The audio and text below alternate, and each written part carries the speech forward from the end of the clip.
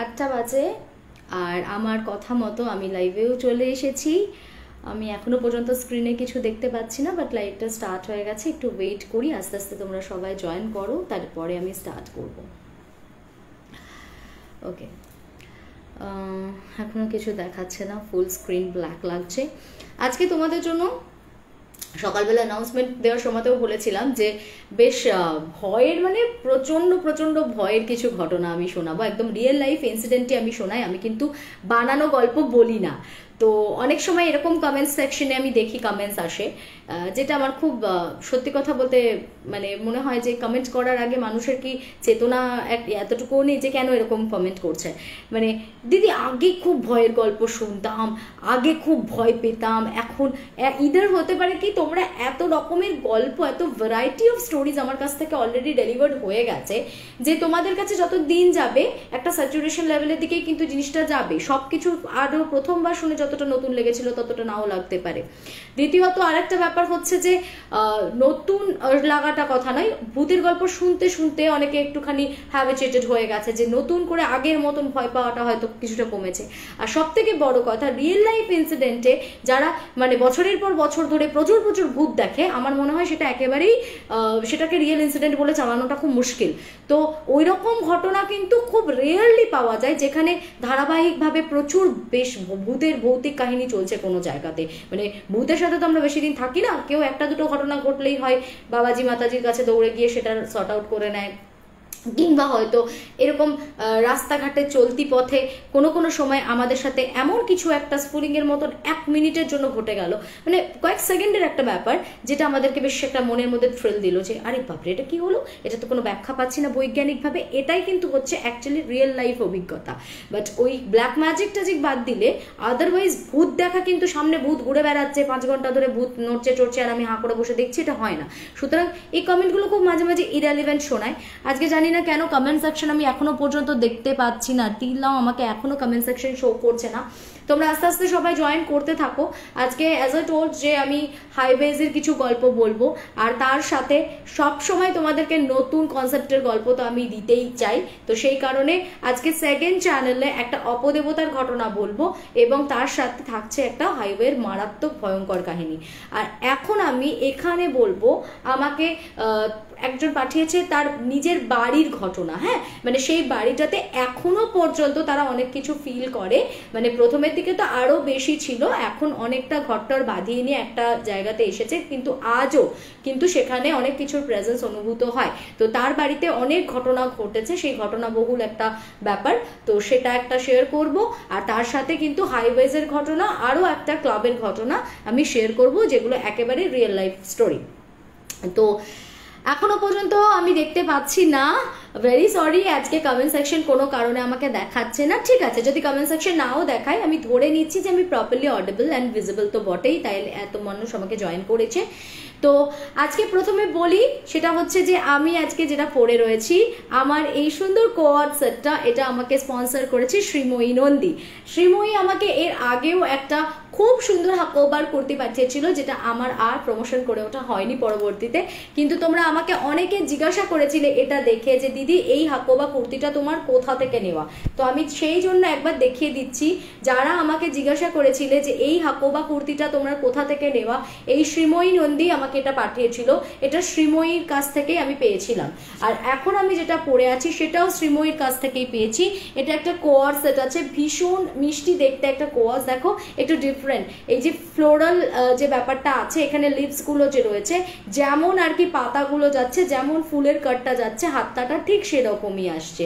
নিচের এই পার্টটাও তাই, নিচের এই জায়গাটাও না, যেরকম যেরকম ফুলের কাটটা আছে সেরকম সেরকম যাচ্ছে। আর পাটাও ইভেন তাই, মানে পায়ের নিচের, এটা পেন্সিল প্যান্ট আছে, তার সাথে নিচের পার্টটা এই একই রকম যাচ্ছে।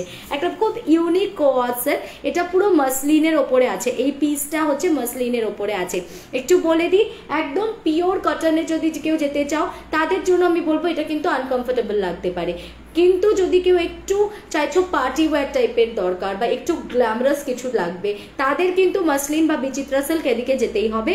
কারণ তুমি পিওর কটনে কিন্তু এই গ্ল্যামারাস যে একটা লুক থাকে না, যেটা একটা মানে একটা গর্জিয়াস সিল্কের মধ্যে যে ব্যাপারটা থাকে অবভিয়াস ব্যাপার, সেটা সুতির মধ্যে থাকে না। কটনটা একবার দুবার ঠিক লাগে, তারপরে কিন্তু জলে পড়লে একটু ফেড হয়ে যায়। তো এই কাপড়গুলো একদমই সেরকম নয়, এটা তুমি যত খুশি রাফ ইউজ করতে পারো, এটার ফেড হওয়ার কোনো ব্যাপার নেই, এটার মানে গ্লোটা এরকমই থাকবে। এটা পুরো মাসলিনের ওপরে আছে পুরো সেটটা।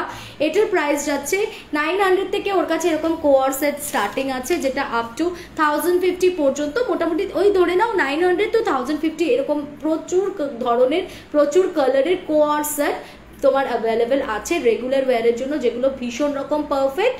অ্যান্ড এটা যাচ্ছে মাসলিনের ওপরে, কিন্তু ওর কাছে বিচিত্রা সিল্ক তারও ওই ম্যাটেরিয়ালেরও আছে, শুধু এরকম কোয়ার্স 2 পিস নয়, এখন ওর কাছে কিন্তু 3 পিসও প্রচুর অ্যাভেলেবেল আছে।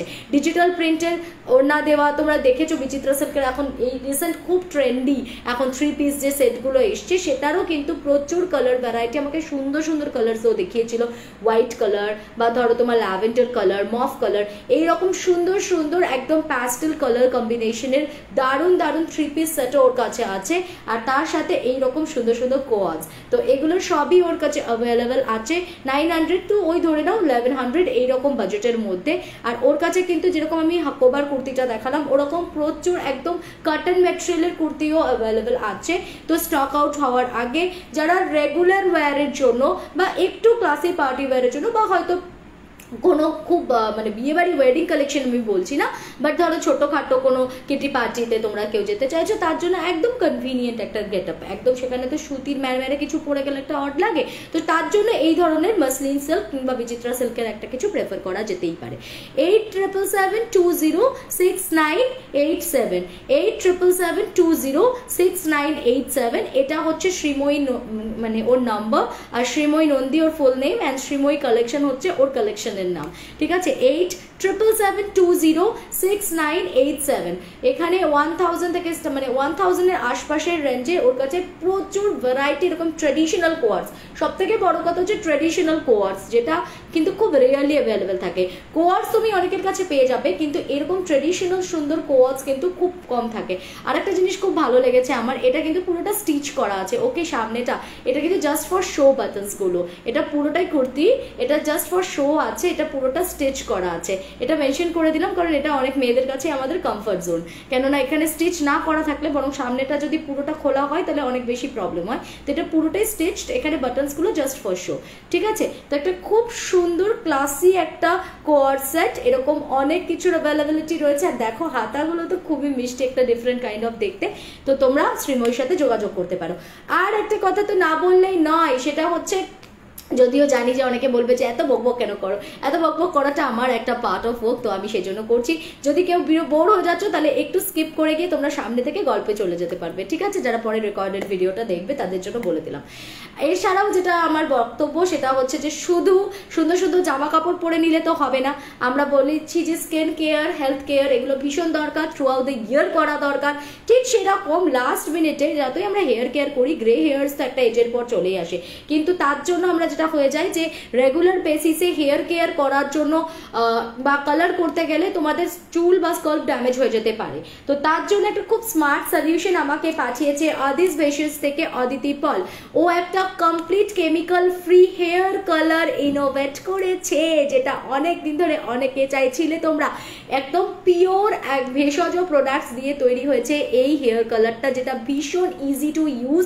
যেদিন তোমরা হেয়ার কালার করবে, মনে করো বড় বড় ব্র্যান্ডস তো অনেকে ইউজ করে দেখেছো, আমি বলবো যে একবার এটা 200 গ্রাম মাত্র 250-তে আসে, তো তোমরা একটা ট্রাই করে দেখতে পারো। আমার মনে হয় যে তোমরা সত্যি এটাকে ভালো না বেশে পারবে না, একদম পিওর তোমার কোনো কেমিক্যাল ফ্রি ভেষজের ওপরে যাচ্ছে, এবং এটাকে ইজি টু ইউজ এই জন্য বললাম, জাস্ট ইনস্ট্যান্টলি গুলে নাও, পুরো চুলে যেরকম অ্যাপ্লাই করে নাও। কালার এসে গেল, মোটামুটি 45 to 60 মিনিটস মতো তোমাকে রাখতে হবে। ওই দিনকে শ্যাম্পু করবে না, পরের দিনকে সকালবেলা ঘুম থেকে উঠে ভালো করে চুলটা শ্যাম্পু করে নাও। ওই দিন শুধুমাত্র 60 মিনিট পরে তোমার ওই চুলটাকে একটু ওয়াটার দিয়ে জাস্ট ওয়াশ করে নিতে হবে। মোটামুটি 60 মিনিট রেখে ওটাকে চুলটাকে ওয়াশ করে নিলে ওই দিনটা পুরোটা স্টে করলো জিনিসটা, তারপরের দিনকে শ্যাম্পু করে নিলে মোটামুটি 1 মাসের কালার গ্যারান্টি মোটা থাকছে, ঠিক আছে। মাসখানেক তো থেকেই যাবে, খুব কম করে হলেও 20-21 দিন তো আরামসে চলে যাবে। তো তোমরা অনেক branded hair colour products use করে দেখেছো। আই উইল রিকোয়েস্ট যে যারা রেগুলার হেয়ার কালার করো, চুল স্কাল্প যাতে কোনোভাবে ড্যামেজ না হয়, তাই জন্য তোমরা এটা একবার ডেফিনেটলি ট্রাই করো। এটা একদম কেমিক্যাল ফ্রি আছে। ঠিক এরকমই হেয়ার কালারের মতন ও আরও একটা জিনিস আমাকে পাঠিয়েছে, যেটা পেনলেস ওয়াক্স। তো ওয়াক্সিংও আমাদের রেগুলার বেসিসে করার দরকার পড়েই প্রত্যেকের। তো ওয়াক্সিংয়ের ক্ষেত্রে এটা খুব ইজি টু ইউজ। অ্যাপ্লাই করো, ড্রাই হওয়া পর্যন্ত জাস্ট ওয়েট করে যাও, যতটুকু টাইম লাগে জাস্ট ড্রাই হতে। আফটার দ্যাট যে কোনো ভেজা কটনের যে কোনো একটা মানে কটন পিস নিয়ে আস্তে আস্তে যেদিকে হেয়ারের গ্রোথের স্ল্যাবটা আছে তার উল্টো ডিরেকশনে ওটাকে টেনে দাও, দেখো কি কামাল হতে পারে। এটাও কিন্তু কমপ্লিটলি কেমিক্যাল ফ্রি যাচ্ছে। তো এই দুটো প্রোডাক্টই ভীষণ ভালো, তোমরা ইউজ করে দেখতে পারো। আমি অ্যাপ্লাই করে পরবর্তীতে কখনো তোমাদেরকে দেখিয়ে দেওয়ার চেষ্টা করছি, পুজোর আগে পসিবল হলে আগে, না তো পরে তো দেখিয়েই দেবো। বাট যারা হেয়ার কালার আর ওয়াক্সিং, পেইনলেস ওয়াক্সিং করো রেগুলারলি, তাদেরকে বলবো এগুলো ট্রাই করতে পারো। দুজনই প্রাইস যাচ্ছে 200 গ্রাম। ওকে, আর ওর নাম্বারটা আমি বলে দিচ্ছি 8017925435, 8017925435। এটা হচ্ছে আদিস ভেষজ বা এটা অদিতি পলের নম্বর। এখানে ব্ল্যাক, ব্রাউন আর বার্গেন্ডি তিনটে হেয়ার কালারের অপশনই পেয়ে যাচ্ছ। তো যারা রেগুলার হেয়ার কালার করো, আবার বলছি তাদেরকে তোমরা চাইলে একবার এটা ট্রাই করে দেখতে পারো, একেবারে কেমিক্যাল ফ্রি। তো আমার মনে হয় এটা তোমাদের জন্য অনেক ভালো হবে, মানে চুলটা অন্তত ড্যামেজ হবে না রেগুলার কালার করলেও। ওকে, সো আমি আর আজকে কথা বাড়াবো না, এবারে যাবো ডেফিনেটলি ভূতের গল্পে যাব। আমাকে ধৈর্য ধরে শোনার জন্য অনেক ধন্যবাদ, কেননা অনেকে ওয়েট করে আছে। যে অদিতি কিছু কমেন্ট করছে, কিন্তু Aditi I am very sorry, আমি কমেন্ট সেকশন আজকে দেখতে পাচ্ছি না, তাই তোমার কমেন্টটা পড়তে পারছি না। আমি পরে নিশ্চয়ই সবার কমেন্ট পড়ে যতটা পারবো আমি রেসপন্স করব। অন্যদিন তাও দু একটা কমেন্ট পড়ি মাঝে মাঝে, কিন্তু কমেন্ট সেকশন আজকে আমি দেখতেই পাচ্ছি না। তো যার জন্য আমার আর আজকে কোনো অপশনই নেই কি আমি কমেন্ট দেখবো বা কোনো রিপ্লাই করব, পরে কমেন্ট সেকশন এলে তো করবো। আচ্ছা, তো অনেক কথা হয়ে গেছে, এবারে আসি হচ্ছে গল্পে। গল্প আজকে যেটা দিয়ে শুরু করব সেটা আমাকে পাঠিয়েছে সুচয়িতা ঘটক। এই সুচয়িতা ঘটক, ওর বাড়ি হচ্ছে শিলিগুড়িতে। শিলিগুড়ি থেকে মোটামুটি মেইন শিলিগুড়ি টাউন থেকে 30 কিলোমিটার ভেতরে ওখানে বিধাননগর বলে কোনো একটা জায়গা আছে। এটা কিন্তু আমাদের এখানকার বিধাননগর নয়, এটা শিলিগুড়ি থেকে 30 কিলোমিটার ভেতরে একটি বিধাননগর বলে জায়গা আছে, সেখানকার ঘটনা আজকে আমি শেয়ার করছি। তো ওই বিধাননগরে ওর দাদু মানে মার যে বাবা, তার অনেকটা সম্পত্তি ছিল। তো উনি কি করেছিলেন, ভাগ করার সময় ছেলেদেরকে যেরকম যেটা দেওয়ার দেওয়া, বাকি একটা বড় পোর্শন উনি ওনার মেয়েকে দিয়েছিলেন, যেটা হচ্ছে সুচয়িতার মাকে। তো ওকে মানে ওনাকে দেওয়ার পরে অনেক দিন ধরে ওই জমিটা খালি পড়েছিল। তো আশপাশে মোটামুটি ভালো বড় বড় বাড়ি টাড়ি যখন হয়ে গেছে, তো ওরা ডিসাইড করে যে ঠিক আছে, তাও জায়গাটা খুব যে উন্নত তা না, একটা প্রত্যন্ত জায়গায় বলা যেতে পারে, কিন্তু ঠিক আছে তবু মানে বসবাসযোগ্য। আর প্রথমের দিকে ওরা বাড়ি করেনি, কারণ একদম ফাঁকা ফাঁকা ছিল। পরবর্তীতে মোটামুটি একটু লোকারণ্য হয়েছে, আশপাশে কয়েকটা বড় বাড়ি হয়েছে। তো কাকু আর কাকিমা ডিসাইড করে যে ওইখানে বিধাননগরে বড় করে একটা বাড়ি করে মোটামুটি ওরা ওখানে শিফট করবে। তো যেমন কথা তেমন 2 BHK, খুব একটা বিশাল বড় বাড়ি ওনারা করেনি, মানে যেরকম হয় সুন্দর, সামনে কিছুটা উঠোন ছেড়ে, উঠোনের মধ্যে কলা গাছ বা টুকটাক কিছু গাছ টাছ আছে, আর দুপাশে বেশ গলির মতন খানিকটা করে রাস্তা ছেড়ে দিয়েছে, পেছনের দিকেও বেশ কিছুটা রাস্তা ছেড়ে, মাঝখানে 2 BHK সেট আপ যেরকম হয়, একটা দুটো বেডরুম, একটা বাথরুম, কিচেন, তার সাথে একটা ছোট্ট করে ঠাকুর ঘর করে ওই রকম একটা ছোট্ট 2 BHK সেটআপে একতলা একটা বাড়ি করে ওরা ওখানে শিফট করে। তো বাড়িটা করে যেদিন ওরা ওখানে গৃহপ্রবেশের পুজো করে প্রবেশ করেছে, সেদিন রাত্রেবেলাতেই ওদের একটা অসম্ভব বাজে, মানে কি বলবো, একটা বাজে ভাইবস আসছিল, যে কি একটা যেন মনে হচ্ছে সারা রাত্রি বাড়িটার আশপাশে কেউ যেন ধপধপ ধপধপ করে ঘুরে বেড়াচ্ছে। একটা কথা বলে দিই, ওরা যখন গৃহপ্রবেশ করে নারায়ণ পুজো করেছিল, সেদিনই কিন্তু ওরা ওদের বাড়ির ভেতরটা বাঁধিয়ে নিয়েছিল। ওরা বাড়ির ভেতরটা কিন্তু একদম প্রথম থেকেই বাঁধিয়ে নিয়েছিল, যেহেতু এগুলো কাকিমা ভীষণই মানতেন, তো সেই কারণে ওরা কোনো রিস্কই নেয়নি। যেদিন গৃহপ্রবেশের পুজো হয়েছে, বাড়ির ভেতরটা পুরো ভালো করে বাঁধিয়ে দিয়েছে, এবং মোটামুটি পুরোহিত মশাই চারিদিক দিয়ে প্রোটেক্ট করে উনি গেছেন। তো রাত্রে শুয়েছে, হঠাৎ করে দেখছে যে চারিদিকে মনে হচ্ছে যেন একটা নুপুরের আওয়াজ, ধুপ ধুপ ধুপ ধুপ করে কেউ হেঁটে বেড়াচ্ছে।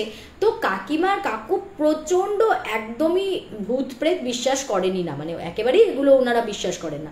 তো সেই কারণে ওনারা ভীষণ আর কি বিজ্ঞান মনস্ক। তো ওনারা বললেন যে দুধ এইরকম জিনিস অনেক পোকা টোকা হয়, যে পোকাগুলো মাঝে মাঝে হাঁটলে না পুরো মনে হয় কেউ যেন নুপুর পরে হেঁটে যাচ্ছে, বা প্রচণ্ড যেন মনে হচ্ছে ধুপধুপ করে কোনো মানে এরকম অনেক সময় বড় কোনো পোকা বা জীব এরকমভাবে চলাফেরা করে যেটাতে পায়ের আওয়াজের মতন লাগে, এটা ওরকমই কিছু হবে, অত ভাবনার কিছু নেই, এখানে কিচ্ছু নেই। ঠিক আছে, তো ওনারা যবে থেকে ওই বাড়িতে গেছেন প্রথম থেকে কিন্তু এই প্রবলেমটা ওদের লেগেই থাকতো। মোটামুটি সন্ধ্যের পর থেকে শুরু হতো, সন্ধ্যের পর থেকেই মনে হতো বাড়ির চারপাশে নুপুর পরে কেউ হেঁটে বেড়াচ্ছে, কিংবা মানে একটা ছমছম ছমছম আওয়াজ, বা কখনো মনে হচ্ছে যে ধুপ ধুপ ধুপ ধুপ আওয়াজ, কেউ দৌড়ে চলে গেল, কেউ মানে হঠাৎ করে মনে হচ্ছে নুপুর পরে হাঁটছে, এরকম লেগেই থাকতো কম বেশি। তো ওরা ব্যাপারটাকে একদমই গুরুত্ব দেয়নি, ওরা ধরেই নিয়েছিল যে কোনো ওই বেজি টেজি বা হতে পারে ওরকম কোনো স্নেক টেক যাতায়াত করে, সেই জন্য এত রকম আওয়াজ টাওয়াজ হয়। এর কয়েকদিন পরে কাকু আর কাকিমা একটি কাজে দুজনে স্কুটি নিয়ে ওনারা বেরিয়েছিলেন। ওদের রাস্তায় এমন একটা অ্যাক্সিডেন্ট হয়, অ্যাক্সিডেন্টের চোটে কাকিমার বাঁ হাতের কুনুইটা পুরো ভেঙে যায়। সেখানে প্লেট বসানো হয়েছে, এখনো হাত কাকিমার ঠিক করে সেট করা হয়নি, মানে সেট করা যায়নি। আর কাকুর কলার বোনটা ভেঙে যায়, মানে দুজনেই খুব সিভিয়ারলি ইনজিওর্ড হয়, এবং একজনের কলার বোন ভেঙে যায় আর একজনের হাত ভেঙে যায়।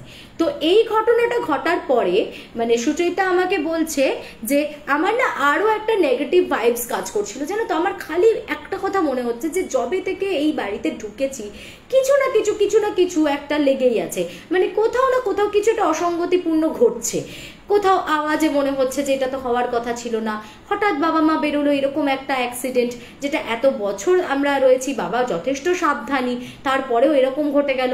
তো কাকু আর কাকিমা যখন আস্তে আস্তে একটু রিকভার করছেন, তাদের তো ওই একই বক্তব্যে তারা অনড় যে না, এখানে ভূত প্রেত বলে কিছু হতে পারে না, ওরকম কিছু হয় না, এটা নিয়তির ফেরে, আমাদের অ্যাক্সিডেন্ট কপালে লেখা ছিল, এখন ভোগান্তি লেখা থাকলে তো কিছু করার নেই, তাই ভোগান্তি আমাদের মেনে নিতেই হবে। তো কাজেই ওনারা বিষয়টাকে ইগনোর করে যান। তো সুচরিতার একটা ছোট্ট পেট ছিল, এবার পেটটা বেশ সুস্থ সবল হাট্টা গাট্টা। এবার ওই বাড়িতে যবে থেকে ওরা গেছে সে না ভীষণ ঝিমিয়ে পড়েছে, মানে আগে কত প্রাণোচ্ছল ছিল, দৌড়ে বেড়াতো, খেলে বেড়াতো সব সময়, তো সে আস্তে আস্তে দেখা যাচ্ছে কেমন একটা সবসময় ম্রিয়মান, সবসময় কেমন যেন একটা নেতিয়ে রয়েছে। তো কদিন ধরে ও ভাবছে যে কি হয়েছে, যবে থেকে ও এ বাড়িতে এসছে সেরকমভাবে আর ডাকেও না, এরকম এত নেতিয়ে থাকে পড়ে। এই করতে করতে যেদিনকে কাকু কাকিমার অ্যাক্সিডেন্ট হলো, মানে ওরা বাড়িতে ঢোকার মোটামুটি মাসখানেকের মধ্যে অ্যাক্সিডেন্টটা হয়েছিল, আর তার কিছুদিন পরেই আবার কি হলো, ওই পেটটা সে কিন্তু পুরো সুস্থ সবল একটা গুবলু ঘাট্টা ঘাট্টা পেট ছিল। তো তার কি হলো, হঠাৎ একদিন রাত্রে থেকে প্রচণ্ড বমি হতে শুরু করলো, এবং বমি করতে করতে কোথাও কিছু নেই, সে মারা গেল। তো ভীষণ মন খারাপ হয়ে গেছে সুচয়তার, এবং ওর যেন মন বারবার বলছে যে এই বাড়িটাতে আসার পরে ধারাবাহিকভাবে কেন এতগুলো ঘটনা ঘটছে, মানে সবটাই কি কাকতালীয়, সবটাই কি ভীষণ নিয়তির ফেরে হচ্ছে। যাই হোক, কাকু কাকিমা তো ভীষণভাবেই অসুস্থ, তবু কাজকর্ম ফেলে কদিন আর রেস্ট নেবে, মাস দুয়েক মতন যাওয়ার পরে আস্তে আস্তে সব কাজেই তাদেরকে ফিরতে হচ্ছে, জীবন স্রোতের থেকে তো আর বেরিয়ে যেতে পারবে না। এখন কি হলো, মানে সুচরিতা বলছে আমি কি হতো দিদি, বাড়িতে ধরো কাজ করছি, মা তো একদম বেড রেস্টে ছিল বেশ কিছুদিন, আমি ধরো কাপড় জামা তুলে এনে কাপড় জামাটা ভাঁজ করছি, হঠাৎ করে মনে হলো যে আমাদের পাশের বাড়ির জানলার ওখানে কেউ একটা দাঁড়িয়ে রয়েছে। তো আমি না সঙ্গে সঙ্গে জানলা দিয়ে মুখ বাড়িয়ে কি গো বড় মা বলে একটা হাঁক দিলাম, মানে পাশের বাড়িতেই বড় মা থাকেন, মানে একজন বয়স্ক ভদ্রমহিলা থাকেন, সে ওই মাঝে মাঝে বেরিয়ে আসে, একটু হাঁটাচলা করে ওই গলিটার দিকে, ওটা যেহেতু কমন প্যাসেজ, তো ওরা অতটা কমন প্যাসেজ নয় অ্যাকচুয়ালি, ওদেরই প্যাসেজটা, কিন্তু ঠিক আছে পাশের বাড়ির লোক, সে যদি একটু এসে হাঁটাচলা করলো তাতে আর কি এলো গেল। তো বলছে কে গো বড় মা, তো ওর না খুব ডাউট হলো, কি হলো, আমি পরিষ্কার দেখলাম জানলার এখানটাতে কেউ একটা যেন দাঁড়িয়ে আছে, আর বড় মা ছাড়া তো এই সময় আর কেউ আসবে না। তো ও আবার গেছে, বেরিয়ে গিয়ে ওদের বাড়িতে গিয়ে নক করে বলছে হ্যাঁ গো বড় মা কি আমাদের ওই গলির দিকে একটু হাঁটাচলা করছিল এতক্ষণ। তখন বলছে বড় মা তো নেই, মানে ওনার বড় ছেলের বউ খুলেছে, বলছে মা তো একটুখানি ছোট ছেলের বাড়িতে গেছে, আজকে তো মা বাড়িতেই নেই। কিন্তু ওর বক্তব্য যে আমি পরিষ্কার বড় মার মতোই কাউকে একটা দেখলাম।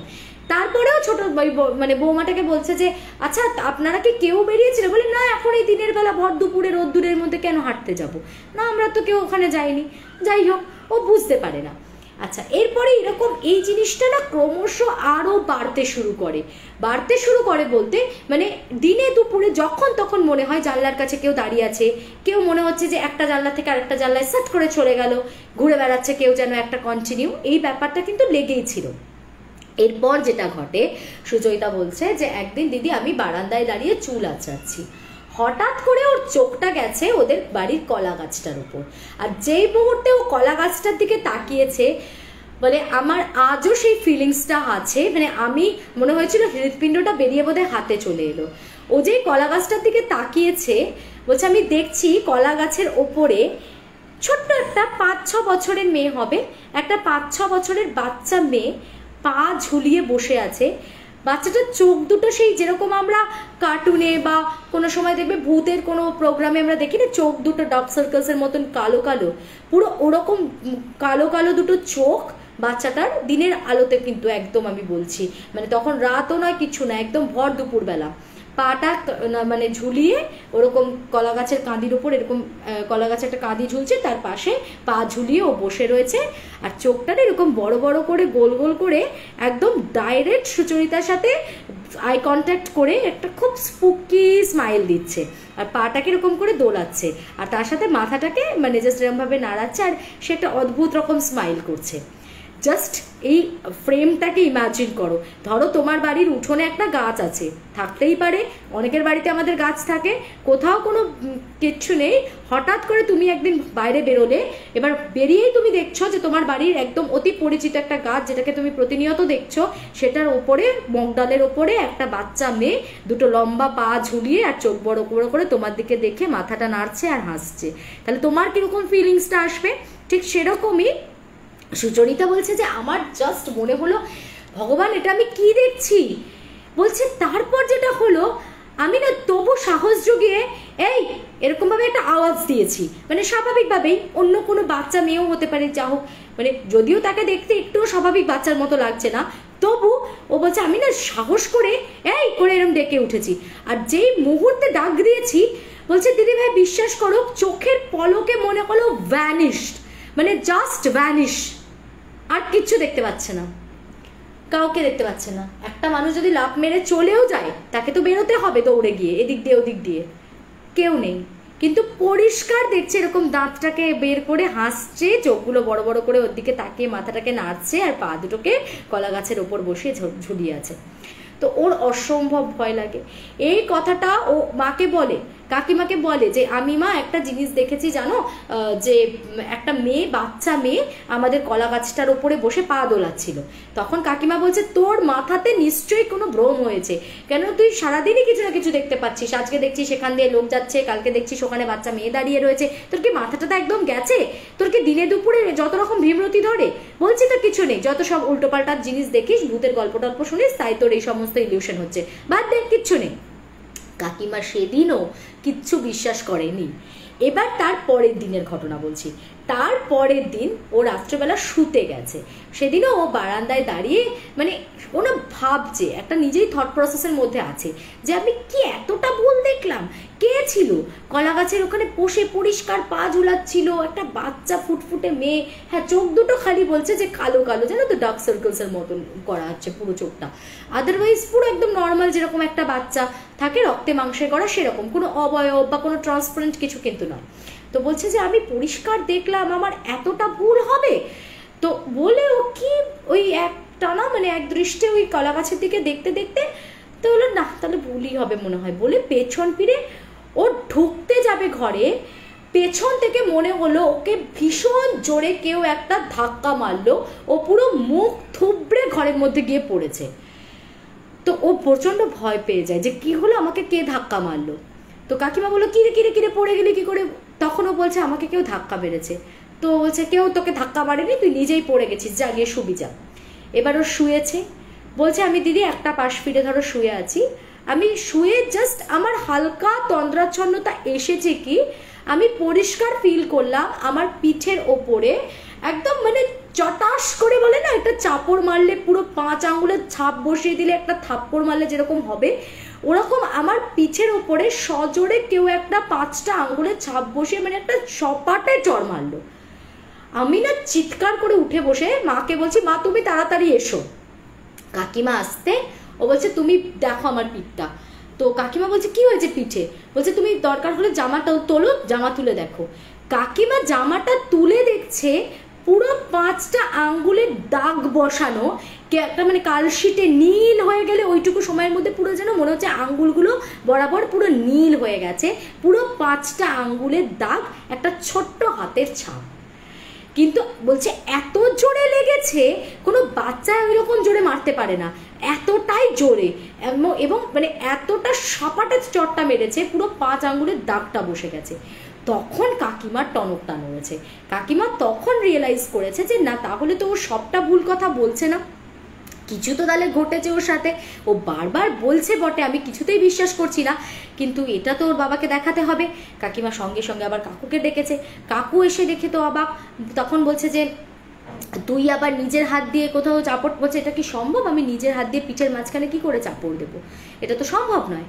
কাকিমা তখন বললো তুই একটা কাজ কর, তুই আমাদের সাথে গিয়ে আজকে রাতটা শো, আমি দেখছি কালকে কি করা যায়। তো ও তখন হাওমাও করে কাঁদতে শুরু করে এবং বলছে দেখো মা, তুমি কিছুতেই বিশ্বাস করছো না তো আমার কথা, কিন্তু তুমি একটাবার আমাকে ট্রাস্ট করো, আমি কিন্তু অনেক কিছু ফিল করতে পারি, মানে পরিষ্কার বুঝতে পারি যে। কিন্তু কাকু কাকিমা কিন্তু এগুলো ফিল করতে পারছিল না, খুব একটা কিছু দেখতেও পাচ্ছিল না, ফিলও করছিল না, বেশিরভাগটাই কিন্তু সুচরিতার সাথেই ঘটছিল। তো ও বলছে যে আমি এটা ব্যক্তিগতভাবে বেশি করে ফিল করছিলাম, যে মানে আমি পরিষ্কার বুঝতে পারি যে কেউ একটা চারপাশে দৌড়ে বেড়াচ্ছে, খেলে বেড়াচ্ছে, বাচ্চা যদি তোমার সামনে নেচে নেচে খেলে বেড়ায়, তাহলে তোমার সেই ফিলিংসটা আসবে না? তুমি বুঝতে পারবে না যে একটা বাচ্চা খেলে বেড়াচ্ছে, দৌড়ে বেড়াচ্ছে, যেন মনে হতো উঠানটায় কেউ খেলে বেড়াচ্ছে, তারপরে এই গাছের ওপর কেউ পা ঝুলিয়ে বসে আছে, এই ফিলিংসগুলো খুব প্রগাঢ়ভাবে হচ্ছিল ওর সাথে। তো এর পরের দিনকে কাকিমা বললো তাহলে তো আমাদেরকে একটা পুরোহিত মশাইয়ের সাথে যোগাযোগ করতে হবে। ঠিক আছে, করবো, সময় করে করবো আর কি, ওরকম হটকারিতা করে আজ বললে কালই তো আর হয়ে যায় না। তো উনি বললেন আমি মন্দিরে কথা বলবো পুরোহিত মশাইয়ের সাথে, উনি কি বলছেন না বলছেন শুনবো। তো তারপরে পাশের বাড়ির বড় মাকে বলে ব্যাপারটা। বড় মা বলেন তুমি এক কাজ করো, পুরোহিত মশাইকে না বলে তুমি কোনো তান্ত্রিকের সাথে যোগাযোগ করো, কারণ এইটা যখন এতটা প্রবলেম হচ্ছে আমার মনে হয় তান্ত্রিক তোমাকে বেটার হেল্প করতে পারবে। তো ওরা একটা তান্ত্রিককে যোগাযোগ করে, উনি বললেন ঠিক আছে আমি 2 দিন পরে আসবো আপনাদের বাড়িতে। তো এইবার বলেছে 2 দিন পরে আসবে। সেদিন রাত্রেবেলা ওরা যখন শুতে গেছে, সেদিনকে কাকিমা একটু ভয় পেয়েছিল বলে ওকে বলেছে তুই আমাদের সাথে শো। কাকু কাকিমা আর সুচরিতা একসাথেই শুয়েছে, ঠিক আছে। বলছে ওদের মাথার দিকে যে দেওয়ালটা, মাঝরাতে হঠাৎ করে মনে হলো দেওয়ালটাতে যদি কেউ সজোরে মানে বুলডোজার চালিয়ে দেয়, মানে সোজা যদি একটা বুলডোজার নিয়ে এসে কেউ যদি ধাক্কা মারে, বা সেটা মানে যদি কেউ ঘুষি মারে, খুব বলশালী কেউ যদি দেওয়ালে ঘুষি মারে, মানে ঘুষি মেরে এটা সম্ভব না, ওটা ওই বুলডোজারই দিতে হবে। তো বলছে যে ওই দেওয়ালটা না পুরো কেঁপে উঠলো। এবার ওদের দেওয়ালে ওয়াল হ্যাঙ্গিং মানে একটা টোটাল সেট আপ করা ছিল। ওপরের পার্টটা শোকেসের মতন, যেটা থেকে বাইরে থেকে দেখা যায়, ওর ভেতরে ওর কিছু ডলস, টেডি বিয়ার্স এগুলো সাজানো ছিল, আর নিচের পোর্শনটা একটা উডেন ওয়ার্ড্রপ টাইপের করা ছিল, পুরোটাই ওয়াল হ্যাঙ্গিং, ওইভাবেই সেট আপ করা ছিল। তো ওই নিচে যে পার্টটা বলছে উডেন পার্টটার পাল্লাগুলো খুলে গেছে, খুলে গিয়ে ভেতর থেকে জামা কাপড়গুলো হুড়িয়ে নিচে পড়ে গেছে, আর ওপরের শোকেস পার্টটা ওখান থেকেও কাঁচ টাচগুলো ভেঙে পড়ে ভেতরের টেডি বিয়ার টেয়ারগুলো সমস্ত কিছু একদম বাইরে পড়েছে, পুরো একদম খাটের ওপর ওরা যেখানে শুয়েছিল তার মাথার দিকে জিনিসগুলো মানে দুম দাম করে জামা কাপড়, টেডি বিয়ার, পুতুল টুতুল সমস্ত কিছু সব দাম দাম করে ওদের মুখের ওপর পড়েছে। বলছে রাত্রেবেলা না ওরকম হুড়মুড় করে জিনিস পড়তে যখন শুরু করেছে, মানে আমরা রীতিমতো ভয় পেয়ে গেছি। আমি, বাবা, মা 3 জনে মানে চিৎকার করে উঠেছি, ওরে বাবারে কি হলো রে। মানে এটাই কিন্তু হয়, তুমি স্বাভাবিক এক্সপ্রেশন তুমি চিন্তা করো, আর তুমি কিভাবে এক্সপ্রেস করবে। তুমি ধরো একদম নর্মাল ঘুমোচ্ছিলে, হঠাৎ ধুম ধারাক্কা তোমার গায়ের ওপর যদি পুতুল টেডি বিয়ার এসে পড়তে শুরু করে, তো স্বাভাবিকভাবেই তোমার ওটাই স্পন্টেনিয়াস একটা রিয়াকশন আসবে, ওরে বাবারে এটা কি হলো রে। সঙ্গে সঙ্গে লাইট জেলে দেখছে পুরো দেওয়ালটা মনে হচ্ছে যেন ফেটে বেরিয়ে যাবে, এবং দেওয়ালের ভেতরে যে মানে ওয়ার্ড্রপ মানে দেওয়ালের চির ধরে গেছে, আর যে ওয়ার্ড্রপটা ছিল সেখান থেকে পাল্লাগুলো খুলে গিয়ে সব জিনিসপত্র প্লাস শোকেসের জিনিসপত্রগুলো সব ধুপধাপ করে নিচে পড়েছে।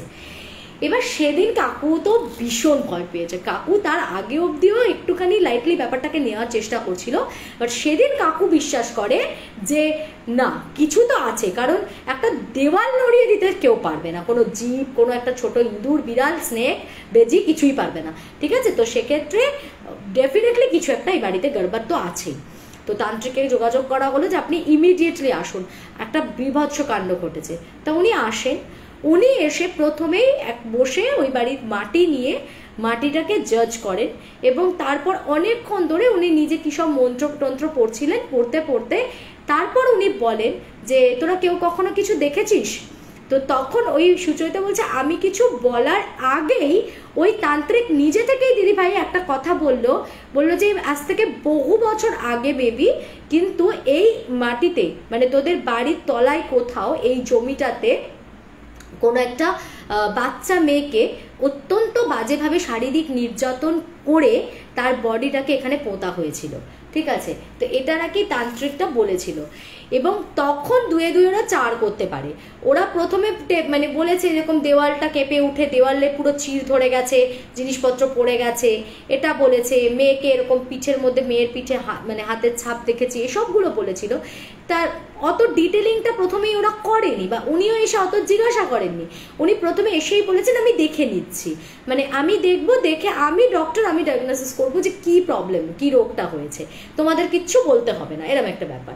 তো ওরা তখনও বলতো, কিন্তু তখনও অব্দি বলেও ওঠেনি যে ওখানে কোনো বাচ্চা মেয়েকে দেখতে পায় বা কেউ দৌড়ে খেলে বেড়ানোর আওয়াজ পায়, শুধু বলেছে যে এরকম মারাত্মক সব ঘটনা ঘটছে বাড়িতে, আপনি একটু আসুন। তো উনি নাকি নিজেই বলছেন যে এই জমিতে একটা এমন কোনো কঙ্কাল দফন করা আছে যে মানে খুব নির্যাতন করে তাকে, বাচ্চা মেয়েকে মানে বুঝতে পারছো শারীরিক নির্যাতন করে তাকে মাটি খুঁড়ে পুঁতে দেওয়া হয়েছিল, এবং তার উপরেই কিন্তু আপনাদের ভিত তৈরি হয়ে আপনাদের বাড়িটা তৈরি হয়েছে। এবার এটা শুনে তো সকলের মাথায় হাত। এবার উনি কি করলেন, উনি বললেন ঠিক আছে আমি দেখছি। একটা সরা পাত্রের মধ্যে বললেন আমাকে একটু জল দাও।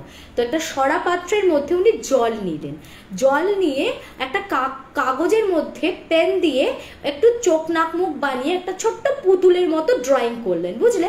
একটা সরা পাত্র, তার মধ্যে একটু জল, মানে কতটাই জল থাকবে, একটা সরাতে অল্প যেটুকু জল ধরে ওইটুকু জল, আর একটা পেপার মধ্যে তোমার একটা ছোট্ট বাচ্চা ডলের মতন একটু লম্বা লম্বা করে চুল এঁকে দিলেন, যে মানে যাতে ওটা একটা মেয়ে বাচ্চা বোঝা যায়। তো ওটা এঁকে উনি এরকম হাতে ধরে কি মন্ত্র পড়তে শুরু করলেন। অনেকক্ষণ ধরে মন্ত্রোচ্চারণের পর উনি যেই মাত্র ওই সরার জলটার মধ্যে পেপারটাকে রেখে আস্তে করে পেপারটাকে এরকম করে ডুবিয়ে দিলেন। বলছে এটা ওদের নিজের চোখে দেখা, বিশ্বাস করো, যে সরা পাত্রটার মধ্যে যেই ওই পেপার কাটটা নিয়ে আস্তে করে পুরো মানে ওই পেন্টিংটা যেটা ওই বাচ্চাটার ছবিটা এঁকেছিল ওটা যে ডুবিয়ে দিল, পুরো বাড়ির চারিদিকে যতটা পোর্শন তোমার সিমেন্টেড করা ছিল, বললাম না দুপাশে খানিকটা করে জায়গা ছেড়ে দিয়ে গলি গলি রাস্তা ছাড়া হয়েছিল, দুপাশে অনেকটা করে পোর্শন ছিল, ওই পুরো রাস্তাটা বরাবর বলছে ছোট্ট ছোট্ট বাচ্চার মানে ওই লক্ষ্মীর পা যেরকম হয় ওরকম ছোট্ট বাচ্চার পায়ের ছাপ সঙ্গে সঙ্গে ফুটে উঠলো। তো উনি বেরোলেন, বেরিয়ে বললেন এই দেখুন ওর যতটুকুনি জায়গাতে ও চলাফেরা করে, ওর যতটুকুনি জায়গার মধ্যে বিচরণ ক্ষেত্র, সেই পুরো জায়গাটাতে ওর পায়ের ছাপটা ফুটে উঠলো। বলে ও একটু আগেই হয়তো এখান দিয়ে দৌড়ে ঘুরে গেছে এবং সেই জন্য এই ছাপটা উঠেছে। পুরো একদম কলা গাছের নিচে ওর পায়ের ছাপ, উঠোনে ওর পায়ের ছাপ। বলে যেই সরা পাত্রে ওটা ডোবালো সঙ্গে সঙ্গে পুরো বাড়িতে উঠোন থেকে শুরু করে ওই পাশের গলিগুলো দিয়ে শুরু করে একদম ওই কলা গাছ পর্যন্ত সর্বত্র এরকম ছোট্ট ছোট্ট দুটো লক্ষ্মীর পায়ের ছাপের মতন দুটো বাচ্চা পায়ের ছাপ সারা বাড়িতে। আর সিমেন্টের ওপরে তো পায়ের ছাপ পরিষ্কার করে বোঝাই যায় জলের ছাপ, আর মানে সাদা সিমেন্টেড হলে সেটা তো আর বুঝতেই পারছো কিরকম। তো একদম পুরো বাড়িতে ওরকম জলের পায়ের ছাপ প্রস্ফুটিত হলো। তো উনি বললেন তো আর তো আমার তোমাদের এটা বোঝানোর বাকি নেই যে ও এখানে আছে এবং ওর প্রেজেন্সটাই তোমরা বুঝতে পারো। এবার ওর মা বাবা অসম্ভব ভয় পেয়ে গেছে এবং বলছে তাহলে কি করণীয়?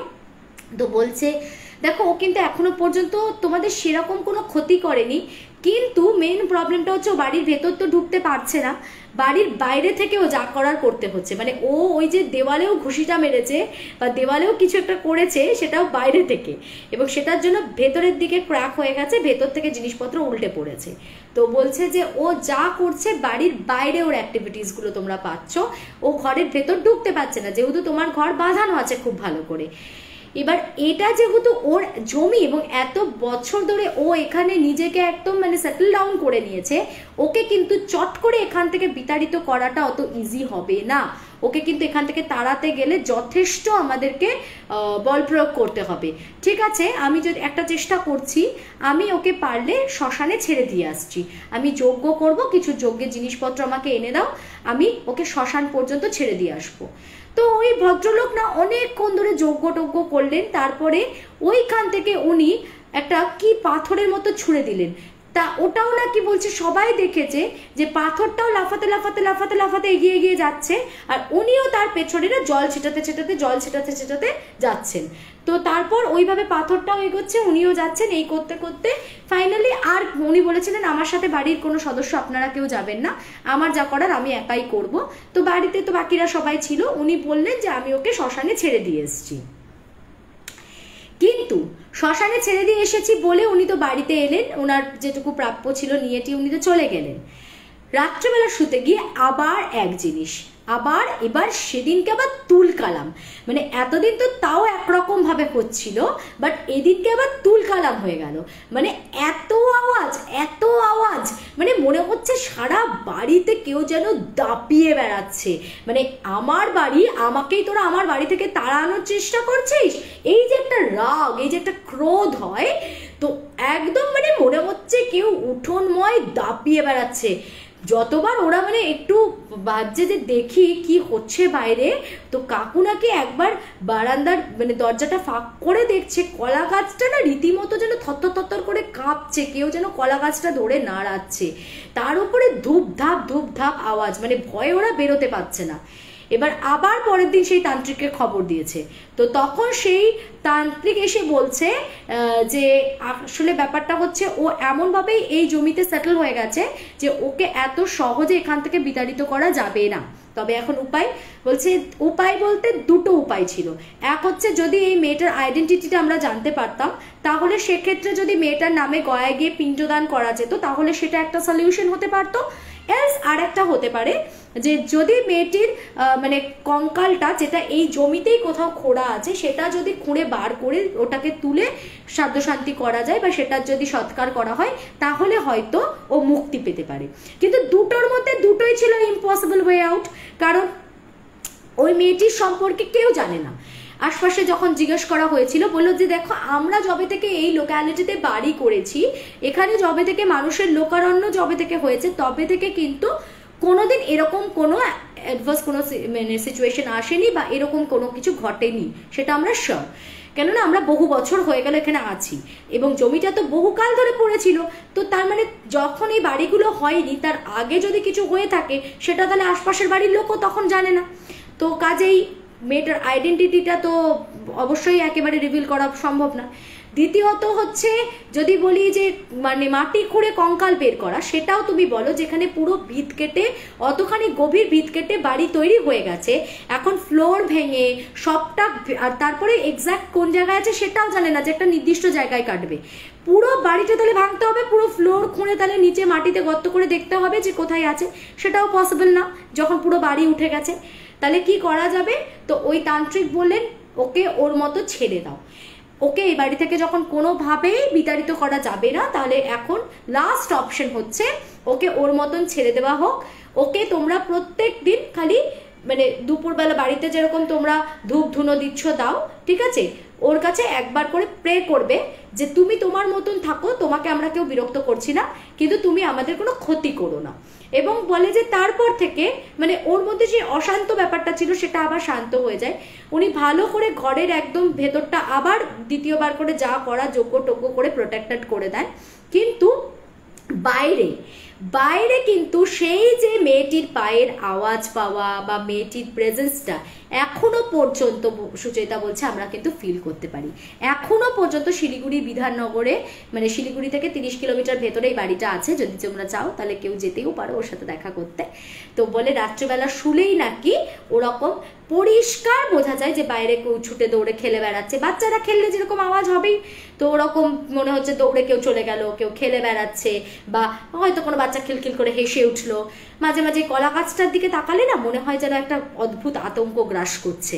কলা গাছটা না মানে লিটারালি ওইদিকে তাকানো যায় না, এতটাই থমথমে ওই জায়গাটা। তো ওরা মোটামুটি ওই বাড়িতেই এত বছর তারপর রয়েছে, আর কোনো খুব মারাত্মক কিছু ঘটেনি।